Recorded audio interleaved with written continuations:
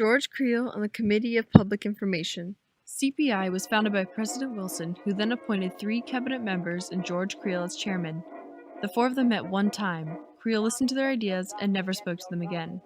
CPI was George Creel. Previously a muckraking journalist and the creator of Newsbook, George Creel was the perfect fit for the job. Creel had always been a strong supporter of Wilson even before he was president.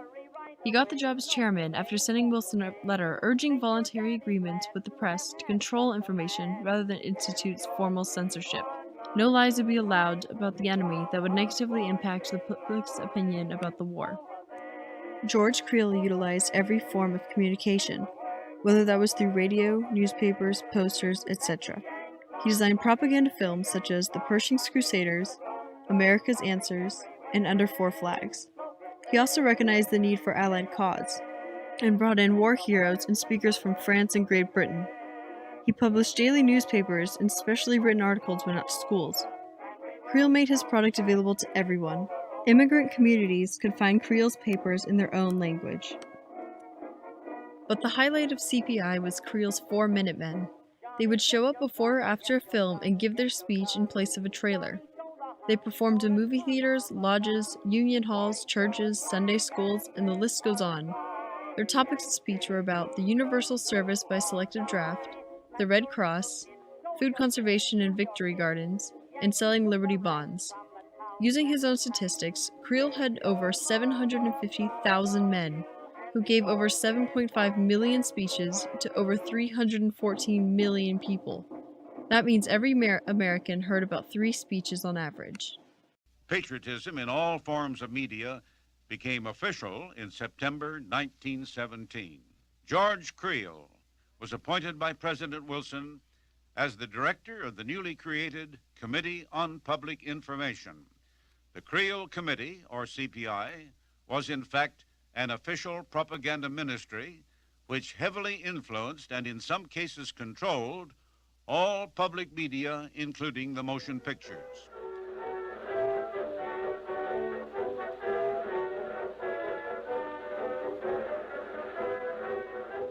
George Creel called this the world's greatest adventure in advertising, and he quickly realized that the movies were a most useful tool.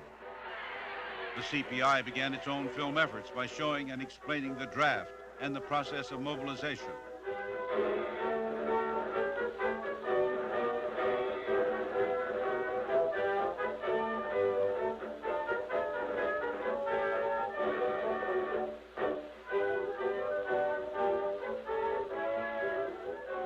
The CPI also endorsed every strip of film that promoted the American war effort.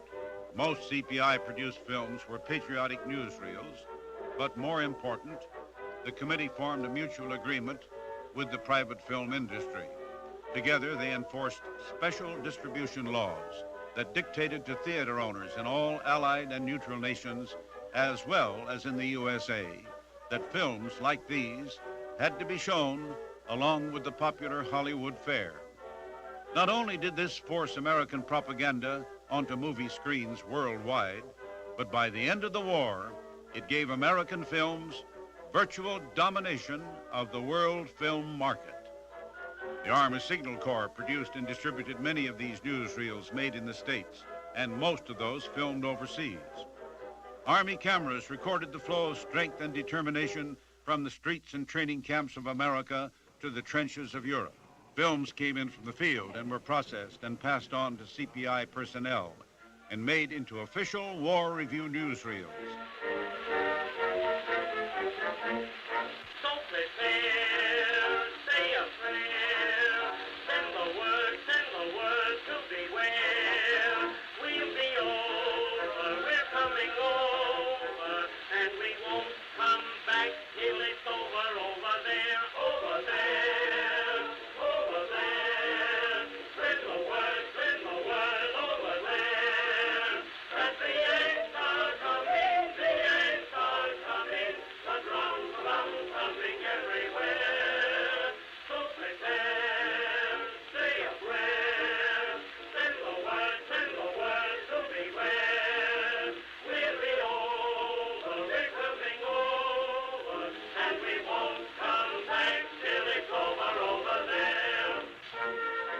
The Signal Corps staged short dramas to explain government policy as it pertained to both military and civilian life. Soldiers and their families sympathized with this woman and her blinded, though foolish husband, who had failed to take out war risk insurance.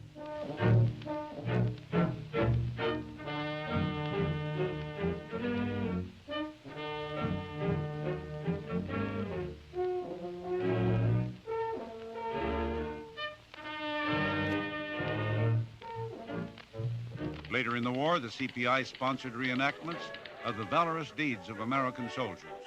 As shown by Signal Corps personnel, these dramatizations took considerable liberties with the actual events. In this one, Hunter J. Wickersham of Sugar City, Iowa, captures a German platoon all by himself, despite the fact that he is seriously wounded. Cleaning up a last bit of business after the war, Signal Corps Films warned soldiers not to go AWOL before returning to the States for discharge.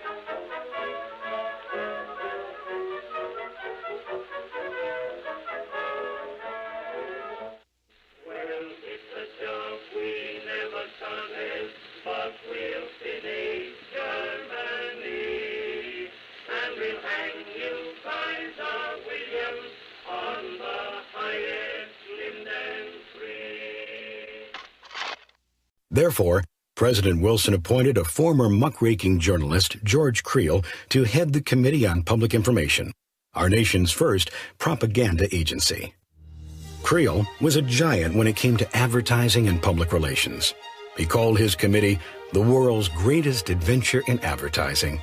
Creel convinced the best writers, artists, musicians, and advertising people of the day to help him sell the war. From booklets and books for Americans in various languages to anti-government propaganda messages for our enemies. Creel even got into the movie business with features such as Under Four Flags, with the help of famous film director D.W. Griffith. These pro-war movies were not only hits, they actually made money for the cause. $852,744. Remarkable when you realize that it only cost a nickel to see a movie back then. Simply put, Creel helped make an unpopular war popular.